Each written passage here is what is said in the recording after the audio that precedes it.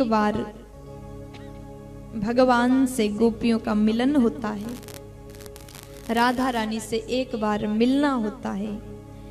तब राधा रानी को देख करके भगवान की रानियां भी आश्चर्यचकित हो जाती है। वसुदेव जी महाराज ने यज्ञ किया। उस यज्ञ में वृंदावन से सभी को बुलाया गया। राधा रानी सहित समस्त गोपियां आई और राधा रानी एक कक्ष में विराजमान है।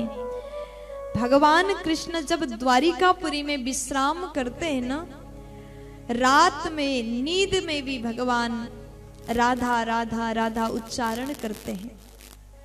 भगवान कृष्ण जी को राधा नाम से इतना प्रेम है, राधा रानी से इतना प्रेम है।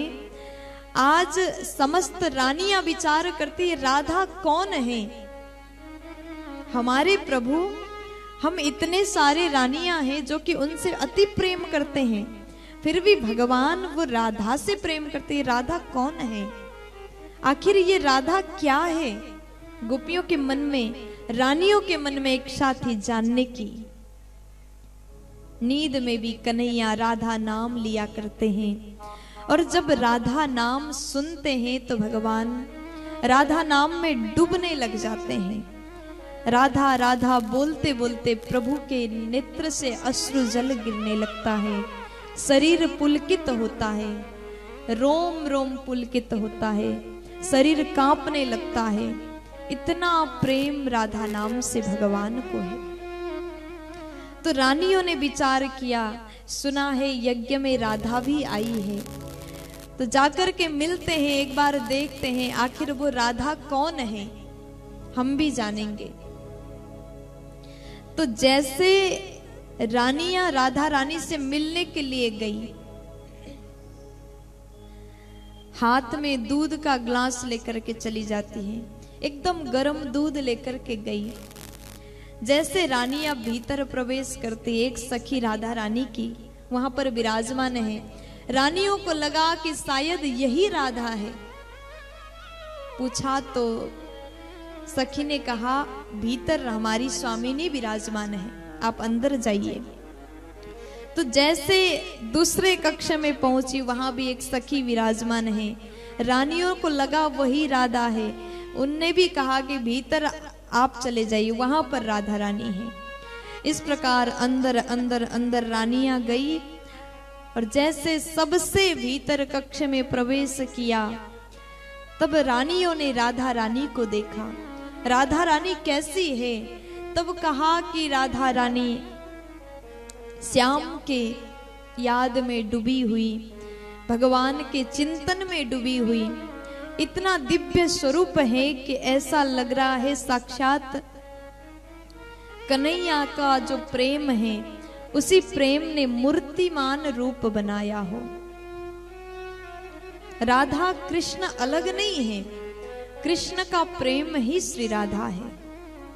और जैसे रानियों ने देखा, बात किया, मिलना हुआ, राधा रानी ने बड़े अच्छे से उन सब से बात किया। तो उसके बाद में जो दूध लेकर के आए थे वो दूध प्रदान किया, आप इसको पान कर लीजिए। राधा कहती मुझे मन नहीं है, लेकिन जैसे रानियों ने कहा आप इस दूध को पान करिए, भगवान कन्हैया ने भेजा है, कृष्ण ने कहा कि आपको देना है। जैसे कृष्ण शब्द सुन लिया, सुनते ही उस गर्म दूध को मैया ने पान कर लिया, राधा रानी ने पी लिया। खोलता हुआ एकदम गर्म दूध को पी लिया, और रानियां राधा रानी को दूध पिला करके वापस महल में आती है। रात के समय कन्हैया विश्राम कर रहे हैं। भगवान जैसे विश्राम करके उठे, रानियां गई तो रानियों ने देखा भगवान के चरणों में फोले पड़ गए, बड़े बड़े घाव हो गए। और जैसे देखा, रानियों ने पूछा प्रभु आपके चरण में क्या हो गया? अचानक से आप कहीं गए भी नहीं, आप तो खाली पैर चले भी नहीं, और आपके चरण में इतना घाव, ये कैसे हो गया? तब भगवान मुस्कुराते हैं और पूछा आप लोग आज कहाँ गई थी? रानियों ने कहा हम कहीं नहीं गए थे। भगवान पूछते हैं बताइए, आप सच बताइए, आप किससे मिलके आए हैं? तब रानियां कहती हैं हम राधा से मिलने गए थे और हमने दूध पिला दिया, गरम दूध। जैसे हमने कहा आपने भेजा है तो तुरंत उन्होंने गरम दूध को पान कर लिया। भगवान कहते हैं इसी कारण मेरे चरण में ये घाव हो गए, क्योंकि ये चरण सदैव राधा रानी के हृदय में निवास करता है। ये प्रेम देखिए, कितना पवित्र प्रेम है, कितना सुंदर प्रेम है। राधा कृष्ण दो अलग होकर के भी 100 साल का वियोग राधा कृष्ण का हुआ, परंतु अलग होकर के भी दोनों एक है।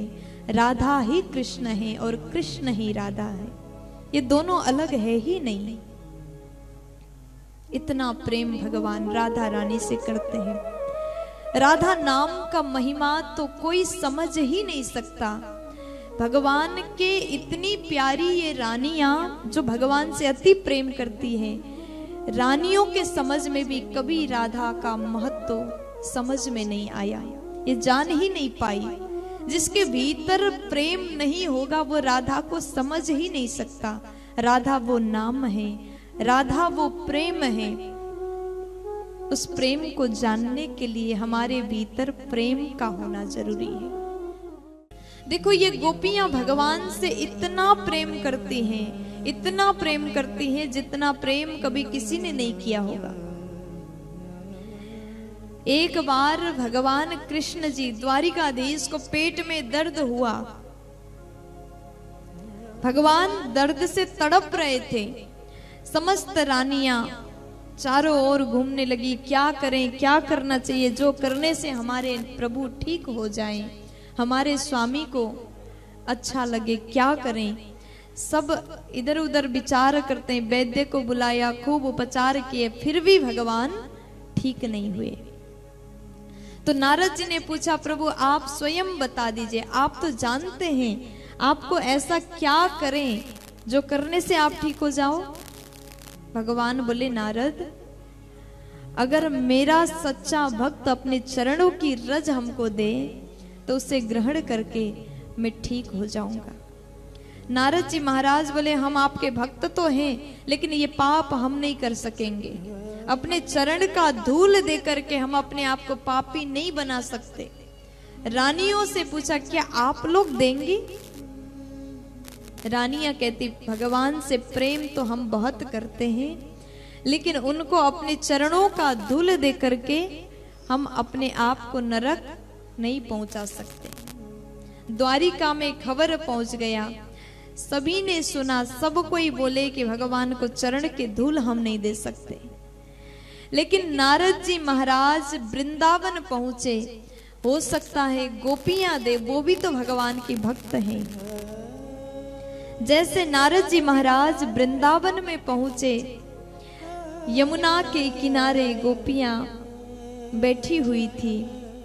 नारद जी महाराज पहुंचते हैं, जैसे नारद जी को देखा गोपियां दौड़ के आई, नारद जी से पूछती हैं बताइए ना हमारे नाथ, हमारे प्राण वल्लभ कैसे हैं?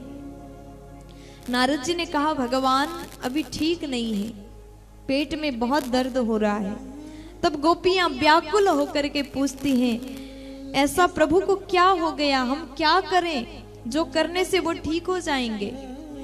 तब उसके बाद नारद जी महाराज कहते हैं गोपियों, भगवान ने कहा है अगर उनके अनन्य भक्त अपने चरण का धूल, चरण का रज अगर दे तो उसे ग्रहण करके भगवान ठीक हो जाएंगे। नारद जी ने कहा ही था, तुरंत गोपियां अपने चरण के धूल उठा करके एक कपड़े में बांध देती है और नारद जी को दिया, जल्दी जाइए और जल्दी हमारे कन्हैया को ये चरण रज प्रदान करिए। आज नारद जी ने देखा और कहा अरे गोपियों ये क्या कर रहे हो, तुम्हें डर नहीं लगता? अपने चरण का धूल अगर भगवान को दोगे तो तुम लोग नरक चले जाओगे, तुम सभी पाप के भागी बन जाओगे, नरक जाना पड़ेगा। तब आज गोपियां कहती हैं नारद जी आप ये कैसी बातें कर रहे हैं? अगर हमारा चरण रज को प्राप्त करके कन्हैया ठीक हो जाते हैं तो हम हमारे प्रियतम के सुख के लिए एक बार तो क्या 1000 बार भी नरक जाना पड़े तो हम नरक जाने के लिए तैयार हैं। हम नरक जाने से नहीं डरते, बस हमारा प्रियतम, हमारा प्रभु प्रसन्न रहना चाहिए। सच्चा प्रेम गोपियों ने भगवान से किया था।